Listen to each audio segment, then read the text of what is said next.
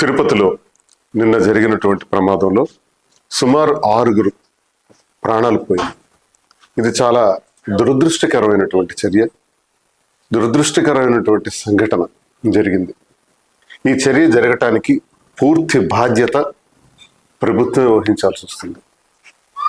తిరుపతి ఈ పుణ్యక్షేత్రంలో వైకుంఠ ఏకాదశి నాడు శ్రీ వెంకటేశ్వర స్వామి వారిని దర్శించుకుంటే సాక్షాత్తు ఆ వైకుంఠంలో వెంకటేశ్వరుని దర్శించినంతగా ఫలితం ఉంటుందని భక్తులందరూ లక్షలాది కోట్లాది మంది భక్తులు మరి రావటం జరుగుతుంది. ఇది కొన్ని వేల సంవత్సరాల నుంచి జరుగుతున్నటువంటి ఆనవాయితీ. కానీ నిన్న జరిగిన సంఘటనలో కేవలం ప్రభుత్వ లోపం వల్ల, అధికారుల వైఫల్యం వల్లే జరిగిందన్నది స్పష్టంగా తెలుస్తుంది. ఎప్పుడు కూడా సాధారణంగా ఈ టికెట్లు ఏవైతే ఇస్తారో వైకుంఠం దర్శనానికి సంబంధించి, అది అలిపిరిలో మనం వెళ్తున్నటువంటి నడుచుకుని వెళ్లే దారిలో కానీ, రోడ్డు మార్గంలో వెళ్తున్నటువంటి దారిలో కానీ అందజేయటం ఆనవాయితీ. మరి ఈసారి ఏం చేశారు? పార్కుల్లోను, శ్రీనివాసం ప్రాంతాల్లోనూ విపరీతంగా ప్రచారం చేసి అందరికీ దర్శన భాగ్యాన్ని కల్పిస్తామని తెలియజేస్తూ తప్పేం లేదు. మరి దర్శన భాగ్యాన్ని కల్పించవలసినటువంటి బాధ్యత మరి ఈ చైర్మన్ గారికి ఉంది. కానీ దానికి తీసుకోవాల్సినటువంటి జాగ్రత్తల్లో మాత్రం వాళ్ళ బాధ్యత పట్ల శ్రీనివాసంలో కానీ పార్కులో కానీ అక్కడ ఒక పార్క్ ప్రదేశం పెట్టి అక్కడ టికెట్లు ఇస్తామని చెప్పి, టోకెన్లు ఇస్తామని చెప్పినప్పుడు లక్షలాది మంది భక్తులు అక్కడికి చేరుకున్నారు. చేరుకున్న సమయంలోనే ఒక 50 సంవత్సరాల వయసు కలిగినటువంటి ఓ మహిళకి నాకు గుండెల్లో నొప్పి వస్తుంది, నేను బయటకు వెళ్తాను అంటే బయటకు విడిచిపెట్టడం జరిగింది. గేట్ తీశారు.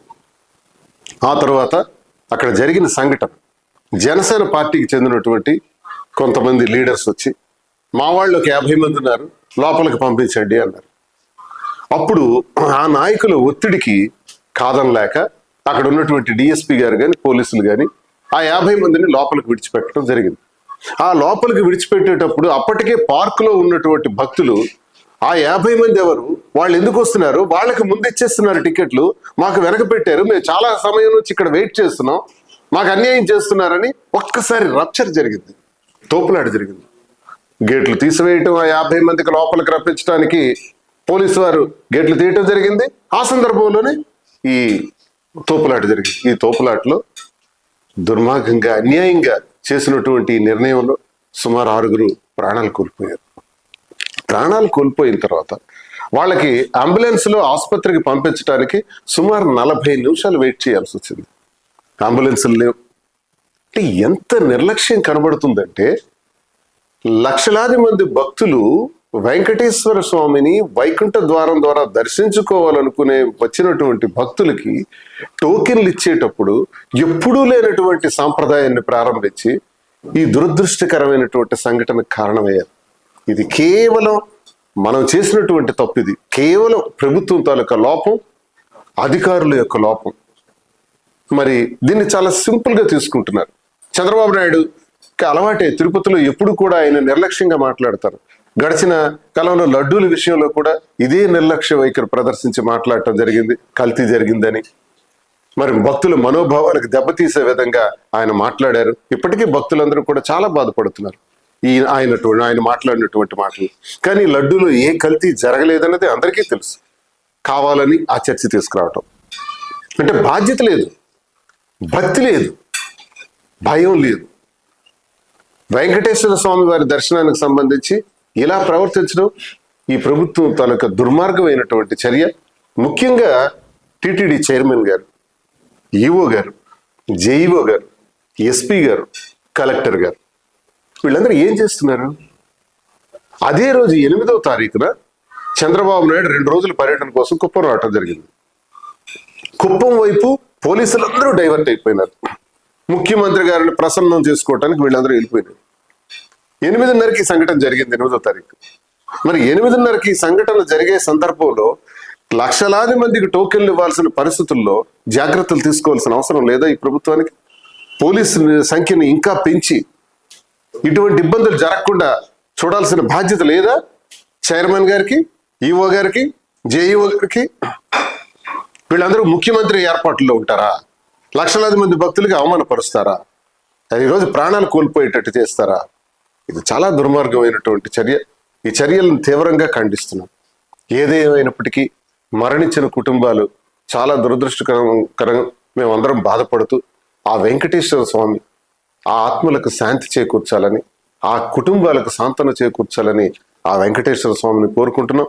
ఇది కేవలం మానవ తప్పిదంగా జరిగినటువంటి ఈ తప్పిదం ఇది. కాబట్టి ఇటువంటి చర్యలు ఇటువంటి పరిస్థితులు మళ్ళీ రాకూడదని నేను ప్రభుత్వాన్ని కోరుకుంటున్నాను. జరిగిన సంఘటనకి విచారించాల్సింది పోయి, క్షమాపణలు చెప్పాల్సింది పోయి, ఇది వైసీపీ తప్పిదం అని అంటారు. ప్రతిదానికి వైసీపీ తప్పిదమే, ప్రతి మాటకి వైసీపీ తప్పిదమే.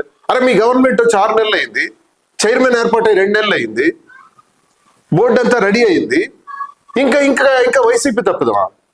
వైకుంఠ ఏకాదశి నాడు 10 రోజులు ఎందుకు పెట్టాలి అంటాడు చంద్రబాబు నాయుడు. ఏ తప్ప? 10 రోజులు ప్రజలు భక్తులు దర్శించుకుంటే వైకుంఠ ద్వారాన్ని, ఇది నేరమా? అదే నేరం. 10 రోజులు పెట్టడం వల్ల ఈ ప్రమాదం జరిగిందా? నిజంగా అదే కారణం. ఏంటంటే దుర్మార్గమైన మాట్లాడి మళ్ళీ డైవర్షన్ పాలిటిక్స్.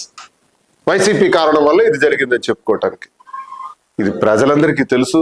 వెంకటేశ్వర స్వామి ముందు ఇలాంటి నాటకాలు ఆడటం, ఇలాంటి అబద్ధాలు మాట్లాడటం, ఇలాంటి అతి ప్రవర్తించటం, దీనివల్ల తప్పకుండా మనకు స్వామి తాలూకా ఆగ్రహానికి గురికాక తప్పదని నేను చంద్రబాబు నాయుడు చేస్తున్నటువంటి దుశ్చర్యల్ని మళ్ళీ ఒకసారి గుర్తు చేస్తున్నాను, తెలియజేస్తున్నాను.